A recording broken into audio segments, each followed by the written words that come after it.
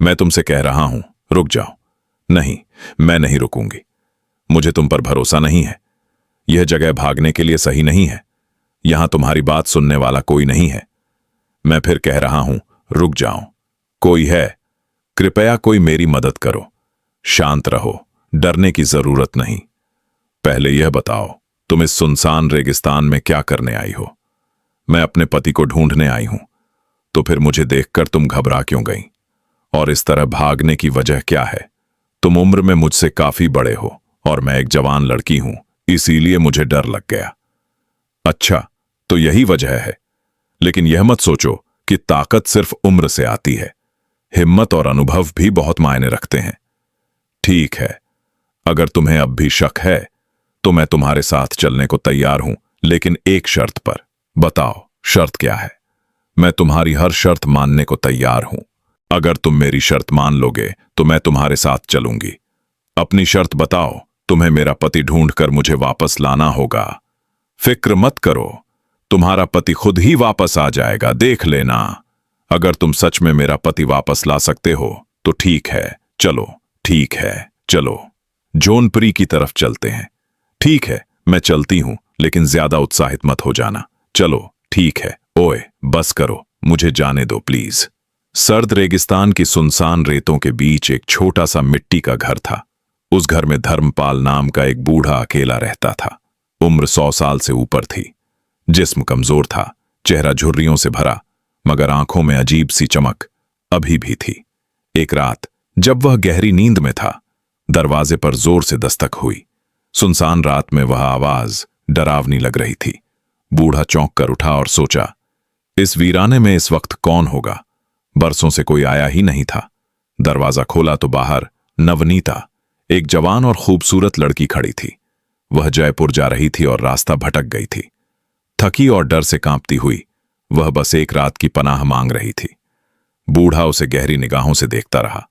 फिर उसने नवनीता को अंदर आने दिया। नवनीता घर के एक कोने में चारपाई पर लेट गई और जल्दी ही सो गई। रात के आखिरी पहर उसे महसूस हुआ कि कोई बहुत करीब खड़ा है। आंख खुली तो बूढ़ा उसे अजीब निगाहों से घूर रहा था। उसने कंबल बढ़ाया और कहा, ठंड लग रही होगी। नवनीता ने कंबल ले लिया, लेकिन बेचैनी और बढ़ गई। रात भर वह हर हल्की आवाज पर चौकन्नी रही। सुबह जब वह जाने लगी, बूढ़े ने उसे रोका। जयपुर बहुत दूर है। रेगिस्तान में अकेली लड़की के लिए खतरा है। एक रात और ठहर जाओ, कल काफिला आएगा। नवनीता को शक हुआ, लेकिन उसने मान लिया। दूसरी रात वह पूरी तरह चौकन्नी रही। रात गहरी हुई तो बूढ़ा चुपके से उसके पास आया और उसके बालों को छूने लगा। नवनीता उछलकर खड़ी हो गई और गुस्से से बोली, यह क्या हरकत है? बूढ़ा घबरा गया और पीछे हटकर बहाना बनाने लगा। बस तकिया देख रहा था। तीसरी सुबह नवनीता ने ठान लिया कि अब और देर नहीं करेगी। वह दरवाजे की तरफ चली और अपने रास्ते के लिए तैयार हो गई। नवनीता जैसे ही बढ़ी, बूढ़ा रास्ता रोक कर खड़ा हो गया। उसने कहा, जिसे तुम ढूंढ रही हो शायद वह यहीं आसपास है। नवनीता हैरान रह गई। आखिरकार उसने तय किया कि एक आखिरी रात यहीं रुक जाए। उस रात बूढ़ा फिर उसके करीब आया और उसका हाथ पकड़ने की कोशिश की। नवनीता ने हाथ झटक दिया और गुस्से से उसे घूरा। बूढ़ा चुपचाप पीछे हट गया। सुबह जब नवनीता उठी तो घर के एक कोने में एक जवान और खूबसूरत आदमी बैठा था। नवनीता की आंखों के सामने विश्वास करना मुश्किल था। यह वीरेंद्र था, उसका पति, जिसे वह वर्षों से ढूंढ रही थी। वह खुशी और राहत के साथ वीरेंद्र से लिपट गई। आंसुओं का सैलाब बह निकला। वीरेंद्र ने उसे सीने से लगाया और कहा, यह सपना नहीं, हकीकत है। नवनीता ने पूछा, बूढ़ा कहां गया? वीरेंद्र ने घर छानने का इशारा किया। बूढ़ा कहीं नहीं था, जैसे हवा में ही गायब हो गया हो। फिर वीरेंद्र ने सारी हकीकत बताई। बरसों पहले अजमेर जाते हुए उसने एक साधु और एक बेहद खूबसूरत लड़की से मुलाकात की थी। मजाक में वीरेंद्र ने कहा, इतनी सुंदर लड़की बूढ़े साधु से शादी क्यों कर रही है?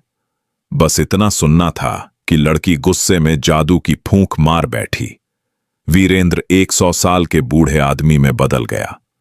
और लानत यह थी कि जब तक नवनीता अपने सच्चे दिल से उसे इस वीराने में नहीं ढूंढती, कुछ रातें उसके साथ नहीं बिताती और उसकी असली पहचान नहीं जान पाती, वह इसी शक्ल में रहेगा। नवनीता की आंखें चौंधिया गईं। उसने तुरंत समझ लिया कि बूढ़ा धर्मपाल कोई और नहीं बल्कि खुद वीरेंद्र था। वह रो पड़ी और माफी मांगने लगी कि उसने पहचान नहीं पाया।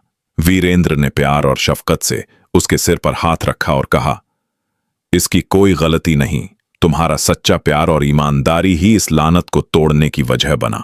दोनों ने मजबूती से एक दूसरे को गले लगाया और उस सुनसान मिट्टी के घर से निकलकर नई जिंदगी की ओर बढ़े। अब उनके बीच न कोई राज था और न कोई डर, सिर्फ प्यार, भरोसा और वफा था। सच्चा प्यार हर इम्तिहान से गुजरकर लौट आता है। धोखा लानत बन जाता है, लेकिन सब्र, वफा और ईमानदारी के साथ वही प्यार एक दिन इनाम बन जाता है। इंसान की असली पहचान उसके दिल की सच्चाई और नीयत की पाकीज़गी से होती है।